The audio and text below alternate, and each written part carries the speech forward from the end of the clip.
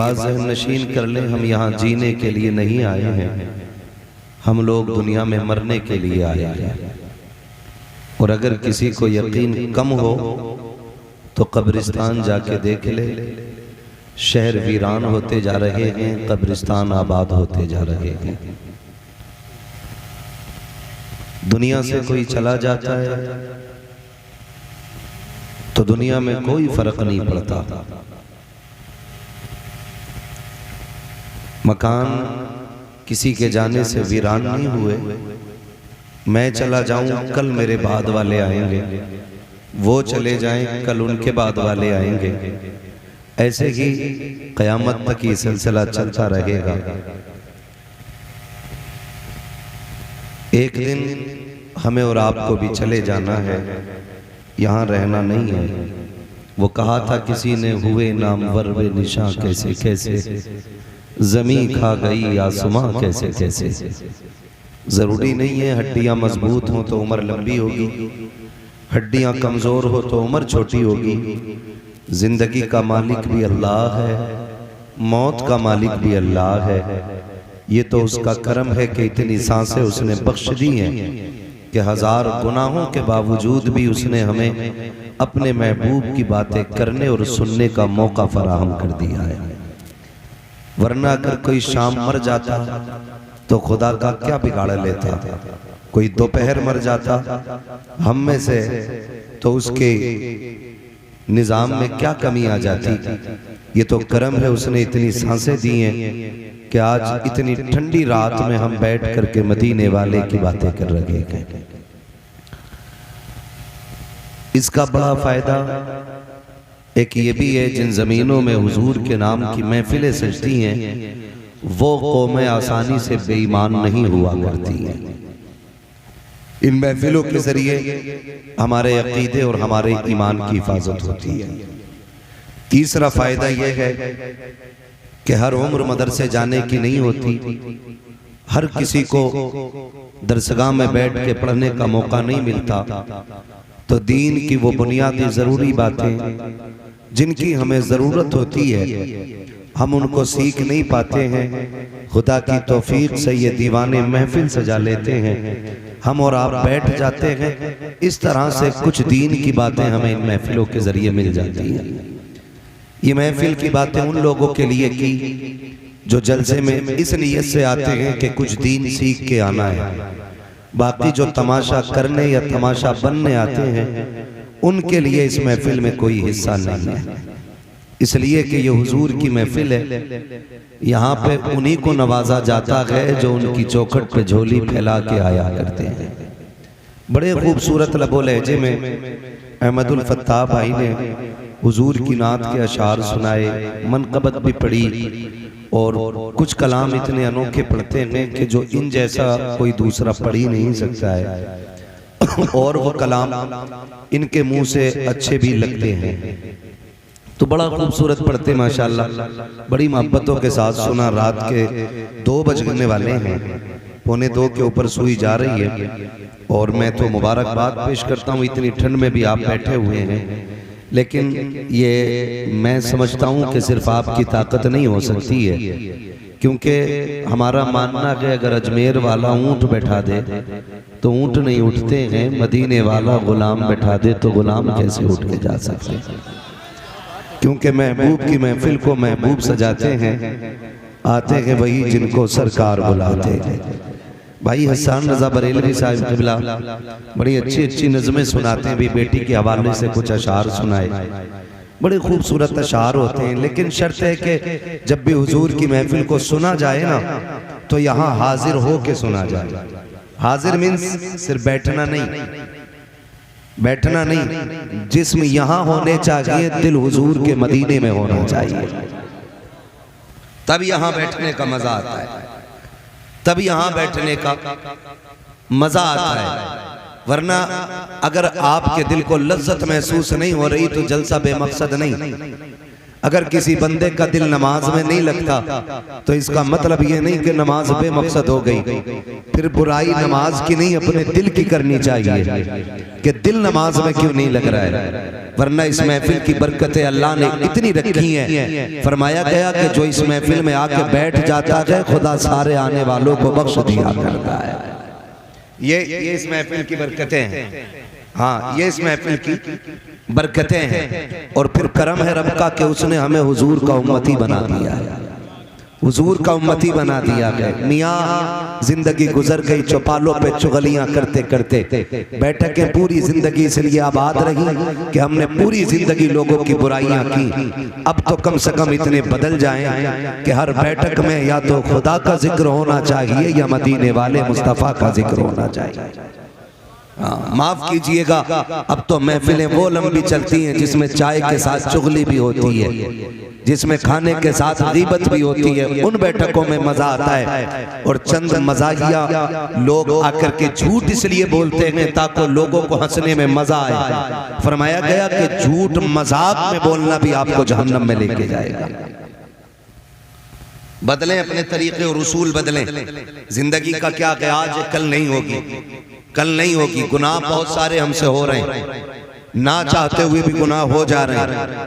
अल्लाह से दुआएं मांगो, जो हो गए हैं मालिक उनकी माफी अता कर दे। और बाकी आने वाली जिंदगी में मौला हमें गुनाहों से महफूज फरमाइए। सिर्फ तेरी तौफीक पे हो सकता है। हम बंदे के गुनाह हो जाते हैं मगर तू करीम है, अगर तू करम कर देगा तो सारे गुनाह माफ हो जाएंगे।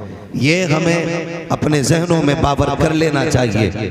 वरना ये हुजूर का करम है कि हम अभी तक महफूज हैं, अभी तक महफूज हैं। बात अगर मुखिया की होती, प्रधान की होती, ठेकेदार की होती, जमींदार की होती ना, तो कोई वैल्यू नहीं है इन सारे पोस्ट और इन सारी हैसियतों की। हमारा कद, हमारी लंबाई कितनी है, हमारा कद कितना है, हमारा वजूद कितना है। बहुत ज्यादा लंबा बंदा मिलता है 7 फीट का, 7 फीट के भी लोग ढूंढो तब नजर आया करते हैं। और किसी गांव में 7 फीट का बंदा चला जाए ना तो पूरा गांव पीछे पीछे हो जाता, कितना लंबा आदमी है। और जानते हो नस्लें ऐसी भी गुजरी हैं कि जिनकी लंबाई 70 फीट हुआ करती थी। ऐसी नस्लें गुजरी हैं, लेकिन आज उनके नामों निशान मिट गए, नहीं रह गए हैं। हम भी इसलिए बाकी हैं कि रब ने हमारे बीच में अपने महबूब को पैदा फरमा दिया है, सिर्फ इसलिए है। तो हमें हर हाल में यह एहसान मानना चाहिए कि हम हुजूर के उम्मती हैं। वरना चेहरे बिगाड़ दिए जाते, जमीन धसा दी जाती और कोई बचने बचाने वाला नजर नहीं आता। ये सब तुम्हारा कर्म है आका। के बात अब तक, के बात अब तक बोले, के बात अब तक, के बात अब तक बोल सकते तो बोले, के बात अब तक बनी हुई है। ये सब तुम्हारा करम है आका, के बात अब तक बनी हुई है। वो बड़ा अच्छा मिसरा था, किसी ने कहा था, लगाते हैं नारा हम ईमान वाले, मोहम्मद हमारे, मोहम्मद हमारे, जोर से मोहम्मद हमारे।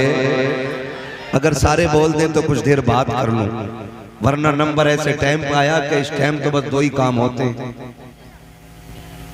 या तो सोने की नीयत होती है या फिर तहज्जुद के लिए उठने की नीयत होती है ना। ये तो वही घड़ी आ गई है, या तो अब तहज्जुद पढ़ने वाले, रत जगह करने वाले सो जाएं और या फिर जो सो रहे हैं वो उठ जाएं। उस बीच में मुझे लाके रखा गया है ना। लगाते हैं नारा ये ईमान वाले, मोहम्मद हमारे, जोर से मोहम्मद हमारे, मोहम्मद हमारे। ये याद कर लीजिए मिसरा, इंशाअल्लाह ये याद हो जाएगा। हसन भाई आज सारे चले गए, खाली हसन भाई बैठे रह गए। आज माशाअल्लाह मोहब्बतों का पूरा हक अदा कर रहे हैं। कल भी आप साथ में, कल भी बैठेंगे माशाल्लाह। आज पेश की बात कर, बहुत अच्छे आदमी हैं, बड़े खुश मिजाज हैं। आपकी बस्ती के मुख्तदर लोग बैठे हुए हैं और मेरे सामने तो जितने बैठे सारे ही मुख्तदर लोग हैं। इसलिए कि जो हुजूर की महफिल में इतनी रात तक बैठेगा, अरे गैरे का काम नहीं हो सकता है। और मैं कभी कभी हसन भाई ये बात कह भी देता हूँ कि जब नंबर लास्ट में आता है तो शुक्र रब का, मेरे हिस्से में क्रीम क्रीम रह जाती है। जितना मठा है वो छट जाया करता है, सिर्फ एक नंबर कमाल मेरे हिस्से में रह जाता है। कितने पक्के बैठे जरा बोले मोहम्मद हमारे, जिए सलामत रखे मोहम्मद हमारे। इतनी भी ठंडी नहीं लगी है कि हम बोल ना सके, है ना? बोलेंगे इंशाल्लाह तो गर्मी लगेगी, हाँ गर्मी लगेगी। और हुजूर की महफिल है इंशाल्लाह। मोहम्मद हमारे। साउंड आपका अब बहुत अच्छा बोल रहा है, उम्मीद है ऐसे ही रहेगा, है ना? कई बार भाई साउंड वाले भी ना ऐसा करते हैं, पहले शुरू में ठीक कर देते हैं, जब देखा मौलवी रंग में आ गया है फिर मौलवी औकात में आ जाता है।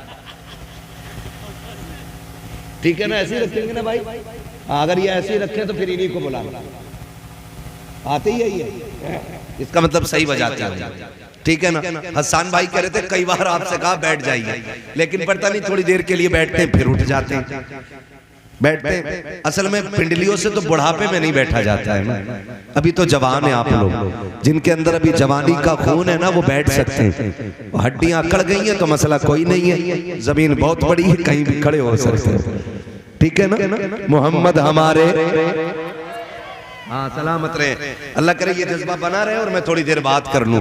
मोहम्मद हमारे बड़ी शान वाले आला हज़रत फरमाते लम याति नज़ीर कफी नज़रिन बिसले तो नशुद पैदा जाना, जगराज को ताज करे सरसो है तुझको शहीद हो सरा जाना, और रूह फिदा का फजिद हर खा यक्षोला दिगर बरजन इश्का, मोरा तन मन धन सब फूंक दिया ये जान भी प्यारे जला जाना, ये जान भी प्यारे जला जाना, ये जान भी प्यारे।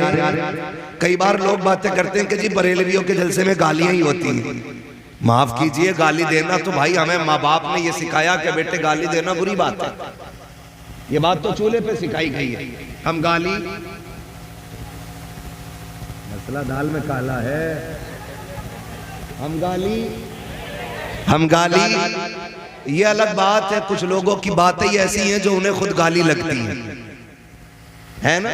जैसे अंधे को अंधा कहो तो गाली लगती है, काने को काना कहो तो गाली लग जाती है, लंगड़े को लंगड़ा कहो तो गाली लग जाती है, बदअकीदा को बदअकीदा कहो तो गाली लग जाती है। हम तो सच कहते हैं, बुरा थोड़ी कहते हैं, हम तो बरेली वाले के मानने वाले लोग हैं, बरेली वाले के मानने वाले लोग। और उन्होंने कहा था सूना जंगल रात अंधेरी छाई बदली काली है, सोने वालों जागते रहियो चोरों की रखवाली है, सोने वालों जागते रहियो चोरों की रखवाली है। उन्होंने हमें बहुत जगाया, बहुत जगाया, उन्होंने हमें बहुत जगाया। और हुजूर की बात मोहम्मद हमारे बड़ी शान वाले, कितनी शान वाले, तवज्जो करें। हुजूर माँ की गोद में आए, बाप का साया सर पे नहीं, बाप का साया सर पे, याद है ना? इतना मैं हुजूर की बात करने लगा हूं, जो आशिक है वही बोलेंगे, है ना? मुझे चंदे की सुभान अल्लाह नहीं चाहिए, मुझे उन लोगों की सुभान अल्लाह चाहिए जो दिल से हुजूर को याद करना चाहते हैं।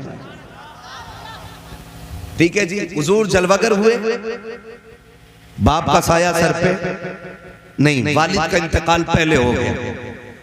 और याद रखिएगा, बाप के जाने के बाद जब कोई बच्चा पैदा होता है तो जहां खुशी होती है वहां गम भी होता है।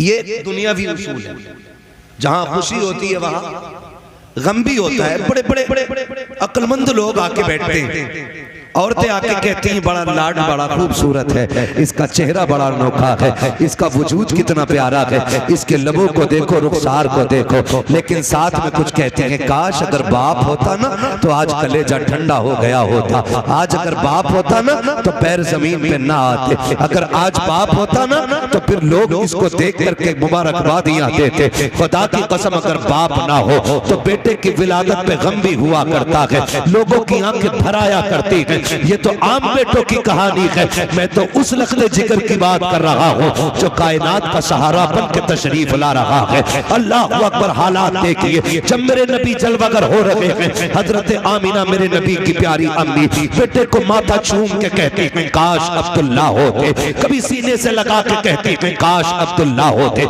कभी बेटे की आंखें चूम के कहती हैं आज अब्दुल्ला देखते तो आंखें ठंडी हो जाती। इतना हसीन अरब में आज तक कोई आया ही नहीं है, इसको देखते तो नाज कर लेते, खुदा की कसम रोने लग जाती है। फिर बेटे के हाथ पकड़ के कहा था मालिक, जब दुनिया में कोई बच्चा पैर पर चलना सीखता है तो बाप उंगली पकड़ के चलाता है, मेरे बेटे को उंगली पकड़ के कौन चलाएगा? जब बच्चे होश संभाला करते हैं तो बाप बच्चों को खिलौने ला के देता है, मेरे बेटों के खिलौने का इंतजाम कौन करेगा? हजरत आमीना कह रही है, ए मेरे परवरदिगार, जब बच्चे होशियार होते हैं तो बाप उनको कहानी सुनाते हैं, मेरे बेटे को किस्से कौन सुनाएगा? गायब से आवाज आई थी, आमीना आंसू ना बहा, तेरा बेटा लावारिस नहीं है। वो बेटे होते हैं जिनको टहलने का मन चाहता है तो बाप उंगली पकड़ के चलाता है, ये मेरा महबूब है, अगर ये चाहेगा हम इसे जमीन पे नहीं बल्कि मेराज के बहाने से अर्शों की सैर कराएंगे। नारे तकबीर, नारे रिसालत, जश्न ईद मिलादुन नबी, जश्न आमदे मुस्तफा, मसलके आला हजरत। वाह क्या बात है, जिंदाबाद जिंदाबाद। बच्चे होते हैं सुभान, जिन्हें उंगली पकड़ के टहलाया जाता, हमारा महबूब लावारिस तो नहीं। जब इसकी टहलने की तबीयत चाहेगी हम इसे मेराज के बहाने जन्नतों की सैर कराएंगे, जन्नतों की सैर कराएंगे। और का अगर रह गई खिलौनों की बात तो कौन बाप क्या खिलौना ला के देगा?